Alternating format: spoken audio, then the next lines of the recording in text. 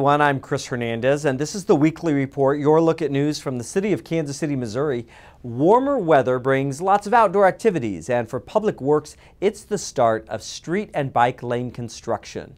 The city recognizes that cycling patterns have changed, and with more people cycling for daily transportation rather than just recreation.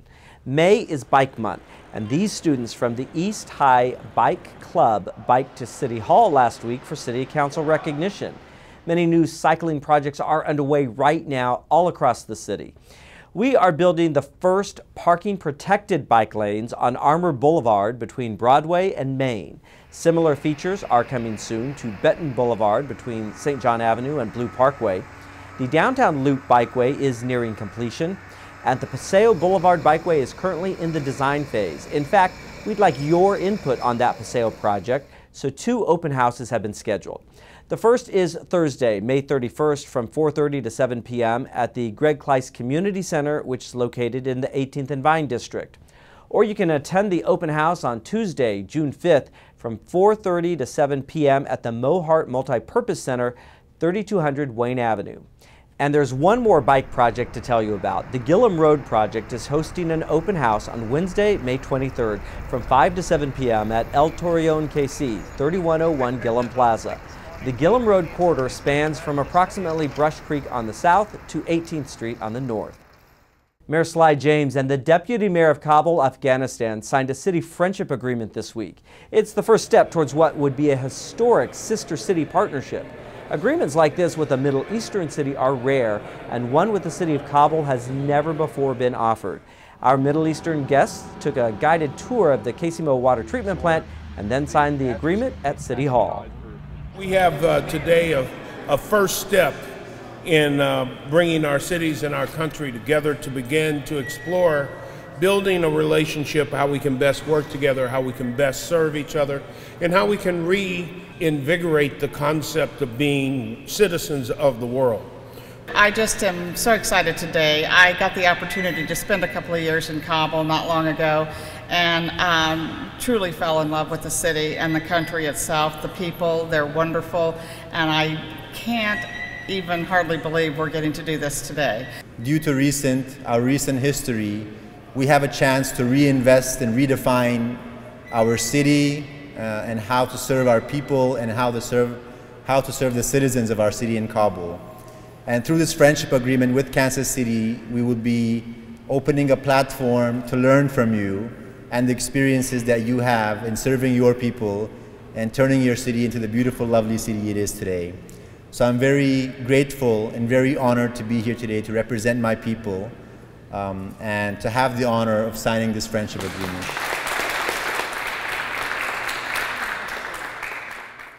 Infrastructure Week gives us a chance to let you know about the importance of replacing America's aging infrastructure. This year, KC Water will invest more than $320 million in Kansas City's infrastructure. This work benefits you with improvements to the water treatment plants, replacing water valves, and repairing miles of sewer lines. Here's a video from KC Water about their water main replacement program.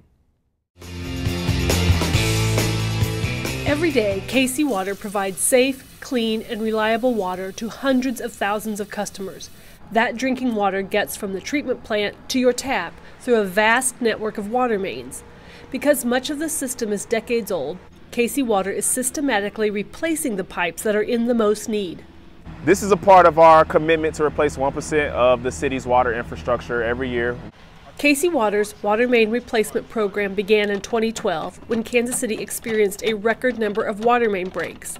Since then, that number is down 60%. This project near 81st and Mercer is one of several happening around the city. Terry Thomas is the project manager. We're replacing approximately 4 miles of water main in this one project. The water main replacement program is strategic and data-driven. Each line segment is rated on its probability of failure and consequence of failure. The segments that are in the most need are replaced first, and the work never stops. For construction, in a given year, we're up to 18 projects, and that covers the entire Kansas City, Missouri area. And during the same time that we do construction, we're already designing next year's projects. So it's going on a rolling basis. We're doing 18 in design as well as 18 in construction. so that we're always putting in new water main to make sure we're hitting our yearly goal of 28 miles. During construction, the work can be noisy, dusty, and inconvenient to customers, but in the long run, these projects will ensure reliability for another 100 years.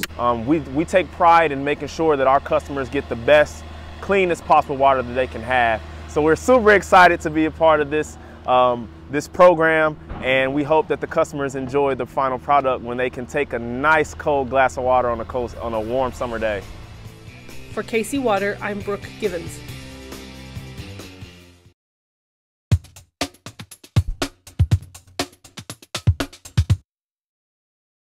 Did you know that Kansas City has 13 sister cities, including Xi'an, China? Today we are on the Country Club Plaza on Brush Creek, near the Sister City International Bridge, to talk about an upcoming event that is supported by the Neighborhood Tourist Development Fund that happens on June 9th. And it is a Dragon Boat Festival presented by the Society for the Friendship with China. Today we are with board member Feng Shen to tell us all about the event. Thank you, Feng, for being here today. Sure, my pleasure. How did the festival originate?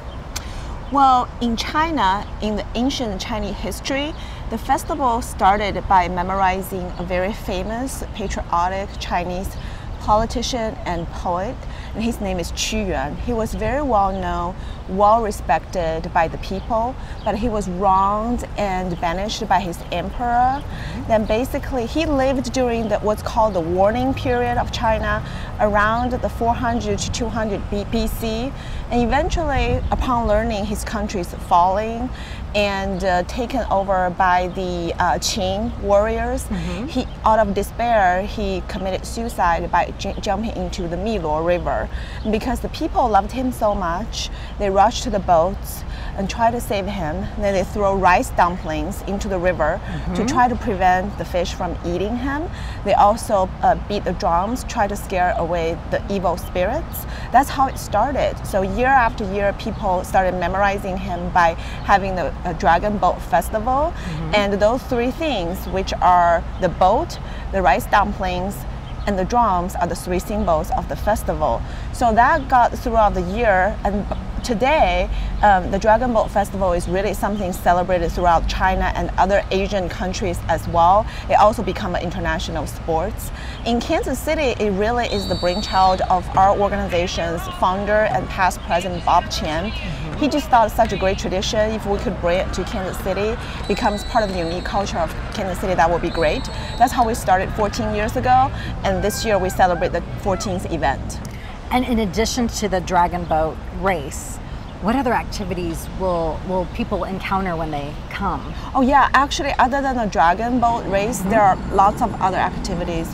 We will have cultural performances throughout the day, which include ethnic dancing, music of traditional instruments from Asia, food. We will have some arts booth, children's activities throughout the day. So there are other activities as well, especially sometimes due to weather. If we had rain right before, we may not be able to do the Dragon Boat race, but we'll make sure that other cultural activities go on anyway. That's great. Rain or shine. Exactly. Rain or shine, the festival will go on. And if somebody's interested, maybe not this year, but next year, in actually competing in the Dragon Boat race, how would you go about doing that? Well, actually, for each year, I couldn't remember for sure, but I think we have 10 to 14 teams competing each year, just depending. For whatever organization or group who might be interested, you can always just organize a group, then register with us through our website, or we have a contact person you can contact. That's usually how the groups come together to compete, which would include some of the nonprofit organizations from the city and some corporations, some other groups as well. That sounds fantastic. And if people want to get information about any aspect of the festival, like a schedule or an update on the weather, where would they go to find that? I think the best place is probably our organization's website.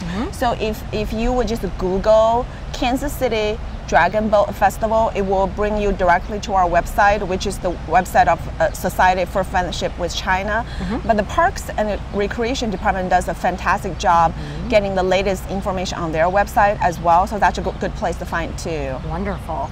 Well, thank you so much for talking to us about the festival, and we're looking forward to wonderful weather like today for June 9th. Thank you for the opportunity. The Neighborhood Tourist Development Fund supports local nonprofits that bring cultural, social, educational, and recreational activities to our area.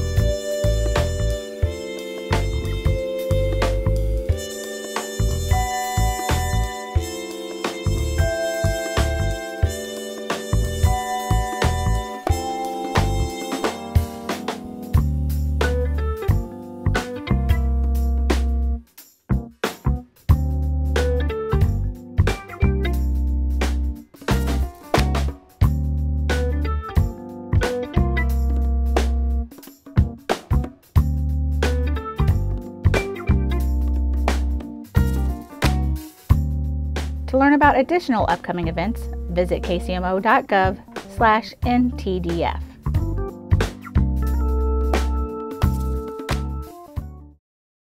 The Broadway Bridge is such a well-known landmark that the state of Missouri recently renamed it the Buck O'Neil Bridge in honor of a local sports hero. Then, the state discovered that the bridge was falling apart and there was no money to replace it. Right away, Kansas City leaders knew this was bad news. Cutting off one of those bridges would be devastating to this city. Almost 45,000 vehicles drive across the bridge every day, but it's more than 60 years old. It's a vital connection to both the downtown and international airports, and it also connects downtown Kansas City to fast-growing neighborhoods and nearby cities north of the river. The Buck O'Neil Bridge is not a city asset as much as it's a regional asset because it serves not only Kansas City, but it serves multiple jurisdictions and other communities around. But the state said it could only afford to repair the bridge. It would be a temporary fix, not a permanent replacement, and the work would include closing the bridge for 2 years. To have it shut down for 2 years would be an economic and physical calamity. We felt like we probably just needed to go ahead and replace it. Replacing it with something bigger, wider, better with bike pedestrian crossing would be much preferable, and it wouldn't be shut down for 2 years. Here's the math. The original state plan was a repair job costing $50 million. A new bridge would cost $200 million. So the city negotiated with the state, which then increased its commitment to $100 million if the city could come up with the other half. Kansas City did exactly that, generating the local match in 2 ways. First, we talked to 8 cities and counties whose residents also depend upon the bridge daily. They agreed to a regional solution which commits 2 cycles of federal Surface Transportation Program funding to the bridge. That will generate $40 million. Kansas City voters approved the other $60 million on April 3, 2018, when they renewed a capital improvement sales tax that includes bridge funding. A new bridge can be built alongside the old one while the old one stays open, and that will prevent an economic slowdown that could be caused if the bridge were to close for repairs. Planning for a new bridge is already underway as part of the Beyond the Loop planning process. This includes gathering community feedback on possible designs. Now that this coalition of cities has pledged regional sacrifice and support, it's time for Congress to allocate a federal share. We've done our part. Now we need the federal government to step up and do its part. Allocating a large match of federal funds will send a strong message to metro areas nationwide that working together to create cooperative solutions is good governance that will be rewarded.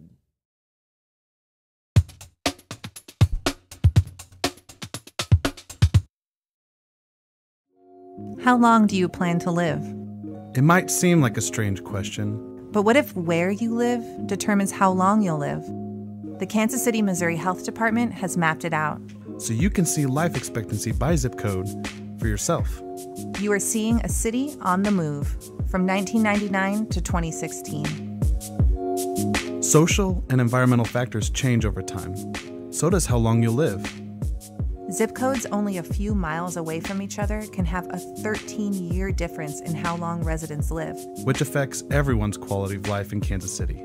Policies and practices shape what our city looks like and where people go, from birth outcomes to educational opportunities, to racial equity, to community investment.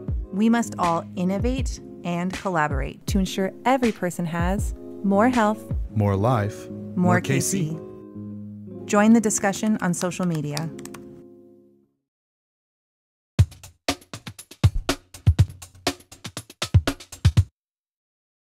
Hi, I'm Audrey with the Kansas City Convention and Entertainment Facilities, bringing you news on upcoming shows and events at your city facilities. Now playing at the Music Hall through May 27th, winner of 6 Tony Awards, including Best Musical, Disney's The Lion King, brings together one of the most imaginative creative teams on Broadway. Tony Award-winning director Julie Taymor brings to life a story filled with hope and adventure set against an amazing backdrop of stunning visuals. The Lion King also features some of Broadway's most recognizable music, crafted by Tony Award-winning artists Elton John and Tim Rice. Tickets are available at Ticketmaster.com or at the Municipal Auditorium box office. Heather Land's I Ain't Doing It tour is coming to the Music Hall June 21st. Heather Land, a comedian, is known for her hilarious videos which have received more than 300 million views, and you can be sure she will leave you laughing. Tickets are on sale and prices start at $31. For more information about Heather Land and the tour, visit heatherlandofficial.com. Jackson Brown and his band are playing at the Music Hall on June 24th. Known for such classics as Running on Empty, Doctor My Eyes, and Somebody's Baby, Rolling Stone has listed him as one of the greatest songwriters of all time, having sold over 18 million albums. This is a performance you don't want to miss. To learn more, please visit kcconvention.com and click on the events calendar or call 816-513-5000. The KCMO Budget Office celebrates winning another award for excellence in government finance. This award comes from a group of peers, the Government Finance Officers Association of the U.S. and Canada. But a lot of the credit goes to Kansas City residents. Since 2013, the Budget Office has worked side by side with residents in the budget process. We've gathered input from residents by holding resident work sessions, as well as by using online tools and social media. That feedback from you can be credited for several strategic citywide investments.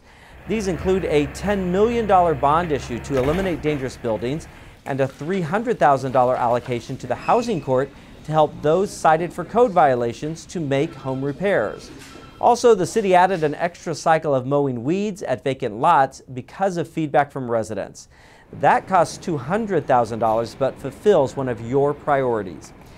Even the transfer of trash pickup from Public Works to the Neighborhoods and Housing Services Department has helped realign trash collection with citywide revitalization efforts, and all of that can be directly credited to resident input. So keep the good ideas coming, Kansas City. We are listening. Speaking of listening, you might want to tune in to catch the latest live broadcast that we have added to the Channel 2 schedule.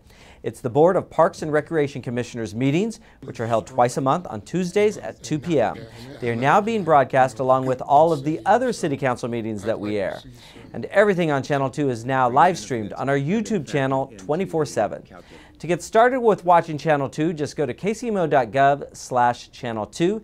That has a link to our YouTube channel where you can watch the live stream or any of our other programs on demand. I'm Chris Hernandez. Thanks for joining us today, and we'll see you next time.